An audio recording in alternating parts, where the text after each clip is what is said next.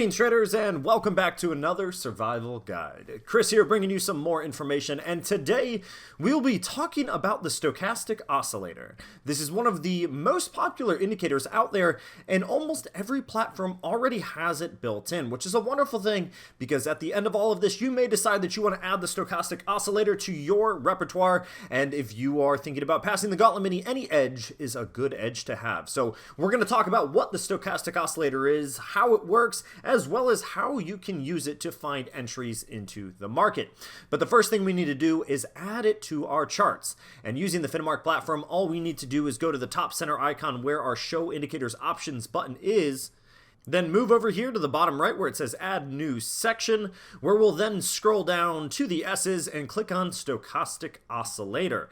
After we do that, our stochastics are all set up here. We're going to just adjust it down so it's not so large, and we are good to go. So without further ado, let's dive on into the material and learn about the stochastic oscillator.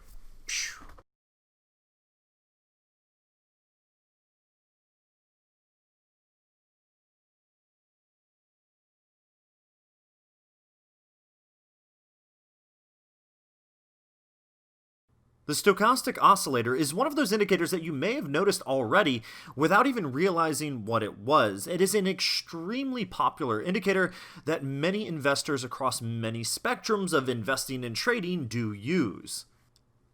So what is the stochastic oscillator? Well, it's an indicator that is going to allow us to identify momentum in the price of a financial asset if we are doing it correctly. At the core, the indicator is going to be something that follows what is called the stochastic oscillator formula. And what it does is it's comparing the closing price of a particular security to the recent high and low prices. It then converts that between a figure from 0 to 100. Which is the actual stochastic oscillator value itself. And as this continues along, the interpretation of the stochastic reading itself can be viewed as a particularly controversial subject, but the end goal is the trader that is using the stochastics are generally trying to gauge the degree of momentum that is currently being displayed in price. It gives them a strength reading on how much power may be behind a particular move. The father of the stochastic oscillator is actually a bit of a debate. Many believe that C. Ralph Distant was the original creator of the indicator, but George C. Lane is perhaps more commonly credited for his role in popularizing it and introducing several adjustments along the way. He really turned it into what it is today, or at least got it on its way to where it is today. We can actually trace the stochastic oscillator back to the 1950s when C. Ralph Distant was teaching stock market courses, and in these courses his original focus was on commodities. His classes were one of the first to focus on charting, moving averages, and other indicators as a means of attempting to predict future price movements. Incidentally, George C. Lane supposedly started working for C. Ralph Distant in 1954. That was the same year as the retirement of the technical guru Roy Larson. Was it a coincidence? The world may never know. But it would be fair to say that both C. Ralph Distant and George C. Lane were integral to the creation of the stochastic oscillator, and the influence it has still holds with investors very well today. Let's take a moment to try to understand the concept of how the stochascillator works. It's generally going to be something that is displayed at the bottom of our price chart. Each platform may vary, but usually it's going to be two lines. One is going to be the oscillator reading itself, which is oscillating between a reading of 0 and 100, and the other line is going to be just a moving average of the stochastic oscillator line. Now let's just imagine for a moment that we were looking at, say, the E-mini S&P 500, and we were trying to gauge its momentum. Let's imagine that we shot a rocket just straight up into the air, and if that rocket was climbing, eventually there's going to be a point where it doesn't just randomly stop and come back down. No, it's actually going to gradually slow down before reaching that stall point and coming back to Earth. So with the stochastic oscillator, the idea is that as momentum increases in either direction in the market, this can be paid attention to to and measured with the stochastic oscillator and give the trader an idea of which direction and how strong the direction the market is currently going. The general consensus is that when the stochastic oscillator falls below 20, this usually indicates that an asset is oversold. And meanwhile, if it pushes above 80, that would generally indicate that the asset is overbought. And we can use 50 as our mid value. So in theory, the positive momentum would be above the line, while the negative momentum would be below the line. So this is the general concept of how the stochastic oscillator works, and it is actually easier to use than it is to say. If you're one of those traders that loves formulas, you love puzzles, well, this is the formula for the stochastic oscillator. We have our key down here below, but the formula is up here at the top, where its %K is equal to the equation in the middle multiplied by 100, and yes, I did sum that up. %K is going to be the current value of the stochastic oscillator indicator as a percentage. Then, what do we have in the parentheses? Well, C minus L14. C is going to be the most recent closing price minus L14, which is the lowest price traded over the last 14 trading periods. Then this is all over H14 minus L14. Well, we already know what L14 is, so we are only going to cover H14, which is the highest trading price over the last 14 trading sessions. So essentially, we just have the highest price minus the lowest price, and then we multiply this by 100 to generate the current value of the stochastic indicator as a percentage. And if you don't like math, well, don't worry. That's the entire point of using the indicator, and the stochastic oscillator is one of those indicators, as I was saying, that is widely available and usually found on almost any trading platform. Reading a stochastic oscillator chart really is going to come down to understanding what settings have been applied. If you lengthen the period of the stochastic oscillator, it will smooth out the oscillator itself, which once again is going to be the purple line in this scenario that has a moving average overlaid it. Now, with the longer period, the smoother average, this is going to factor in more highs and lows, but with the downside being that it is going to be a more laggy based indicator because it is going to take longer to produce those signals. The positive side to this is if you lengthen your period, generally speaking, it's going to weed out a lot of false positives. So it is going to be a matter of preference on how you choose to adjust your indicator itself. But what you see here are the traditional, which are considered fast stochastic oscillator settings. And this is just about normal for most traders to utilize, with that 80 line and that 20 line generally being the accepted zones where the traders are then looking to trigger an entry based on that oversold or overbought scenarios that are presenting themselves. So with the oscillator above 80, once again, this is going to be our overbought territory, and down here where we were briefly below the 20 that is, this is our oversold territory.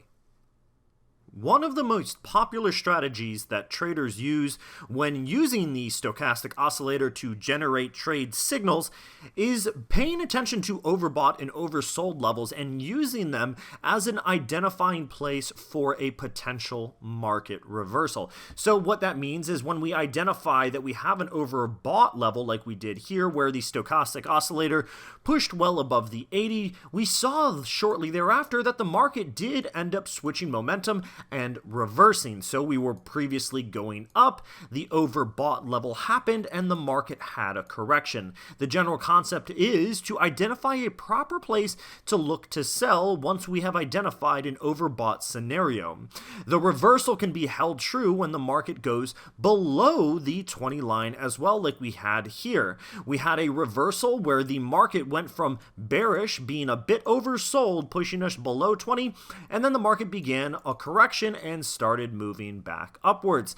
This is something that can be done over and over again, and it's a relatively simple strategy to apply, but most traders will usually add another layer of confirmation to it by either allowing the lines themselves, meaning the moving average and the oscillator, to move back above the threshold that they recently passed before entering the position to give them another layer of confirmation. So that means instead of just simply buying at this location here which would be somewhere around here on the chart, we would then actually wait for the momentum to fully begin diving back above 20 and then look for a trigger point somewhere over here at a slightly higher price, but with more confirmation behind us, so theoretically giving us a well-rounded position that should be less likely to be caught by a false signal.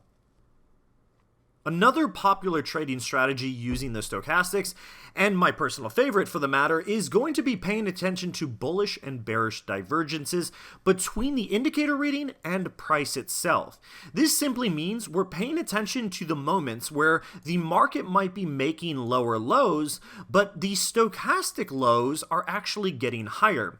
This is a disagreement. This is a generalized up arrow for the stochastic, but a down arrow for the price itself. And this can go the other way around as well. If the stochastic was making higher highs, but price was making lower highs or something along those lines, the concept here is the stochastic indicator should be giving us a forecast of one of those momentum shifts to come. So if the stochastic is reading a more bullish read than the price charts are currently displaying, we may want to be on the lookout for a buying opportunity because there is a divergence between the two readings, and usually what happens thereafter, the general consensus is price will then follow the stochastic. So usually price is correcting to the indicator itself.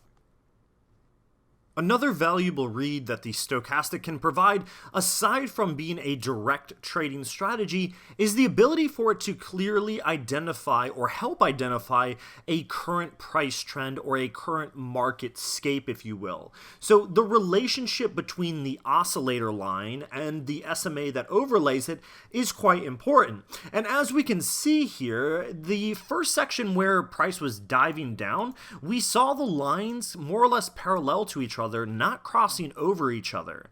Then, as we saw price enter a lower momentum, kind of just lower volume state, we then watched price start switching back and forth as it continued to overlay the lines of the stochastic and the SMA back and forth, back and forth, back and forth. And this is what would be considered a choppy market. And generally, most trading signals and most trading strategies and just most traders in general don't thrive during choppy market conditions. So if we look at this and we see this down here, if we see choppy market activity illustrated by the stochastic, meaning the stochastic is lining back and forth over the SMA, then we may not want to execute for this period of time until we leave it and it looks something like this again, where we have two lines for a longer period of time are running over themselves. The stochastic oscillator does provide some key advantages to traders. One of them is that it's sensitive to changing momentum. After all, the indicator is attempting to measure momentum. And the beautiful part of this is we can change the degree of sensitivity. If we shorten the period over which the high, low, and current price are analyzed, the volatility of the oscillator will increase. If we lengthen that period, then it will smooth out. The signals will be provided sooner and more frequently with a shorter period, but has the potential to provide false signals at a higher rate than over a smoother period, which is going to be slightly laggier. Number two is that it is an opportunity to provide bullish and bearish divergence information.